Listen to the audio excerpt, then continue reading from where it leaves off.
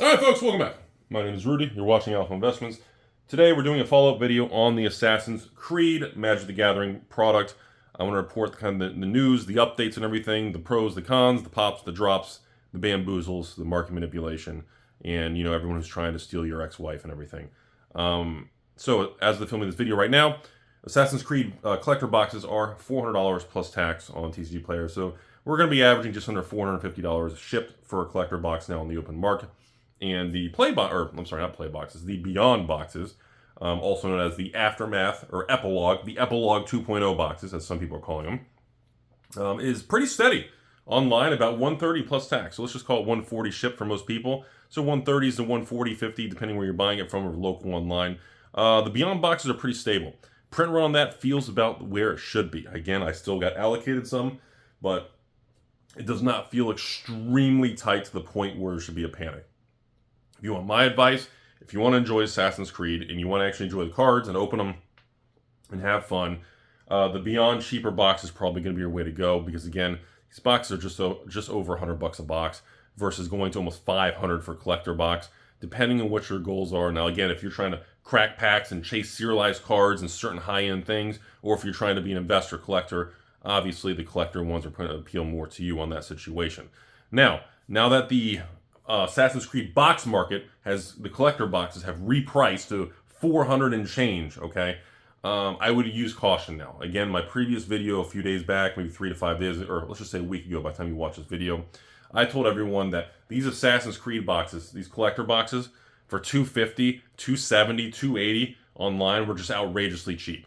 And of course, as in typical emotional, just logical Timmy dumbass mindset, most comments on this video that it was just a cesspool of dumbasses. So to let everybody to kind of follow up on it, now that the market has repriced because stores have gotten their allocation and orders are getting canceled, and I'm sure there's going to be some fake Amazon listing or some fake website people are going to buy that's going to take their credit card information from some other country, world, or something.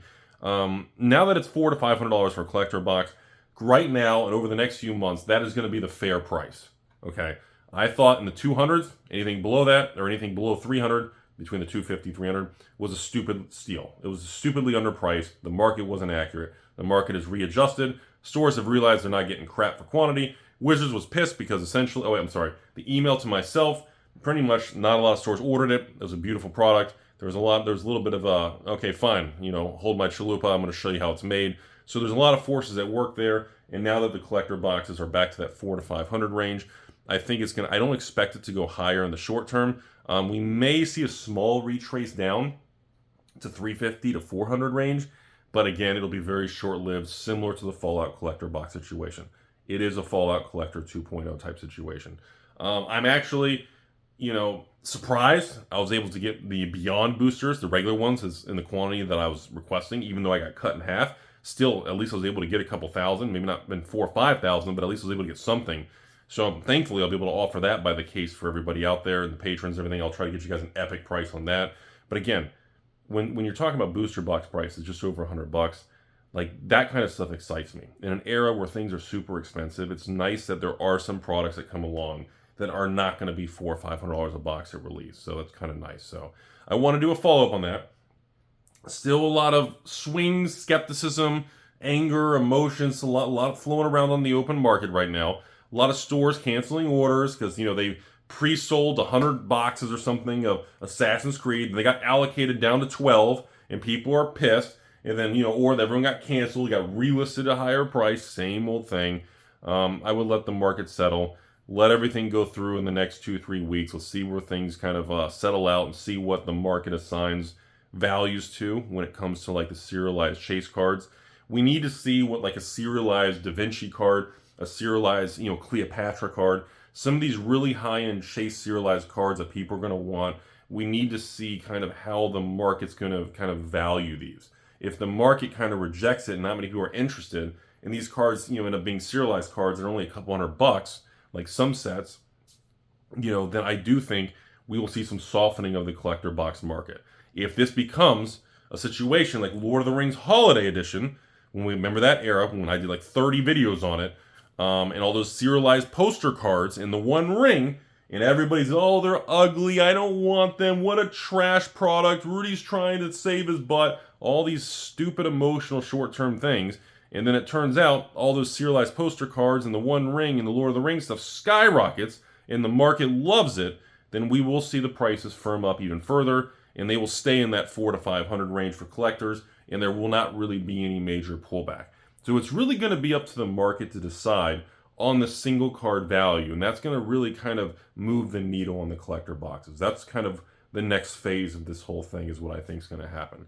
I don't really think we're going to see a crash in the regular Beyond boxes. I don't think we're going to see them skyrocket to $200 a box. I think it's going to be pretty steady and stable, which is, I think, very healthy and very good for everybody. So I think it's a real big positive thing for most people out there.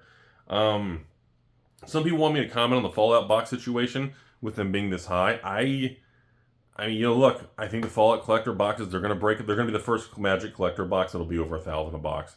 It is what it is. I'm not really going to make any major videos on it. I just think, you know, there's just not enough to go around. The market loves the cards. The market loves the serialized cards. The market loves Fallout. And it's a perfect formula. It will be $1,000+ collector box. It's kind of like when I discussed the Pokemon Sword and Shield era. All those boxes and different things. They're going to be expensive because people love the products, okay? So that is the Assassin's Creed video update today. Just to kind of give everybody an update as we go into the main release in the next week or so. And obviously, when I run my patron sale to you all out there for the Assassin's Creed boxes, I will follow up and let you guys know to kind of see the demand, the hype, and the excitement to see what people actually spend with their wallet. And sometimes there's a disconnect. Sometimes we do get some of these Magic releases. There's a lot of hype. Nobody buys it. There's other times I've run Magic sales and these launches and Magic sets have come out. Everybody was excited. And like I said, literally it sells out instantly.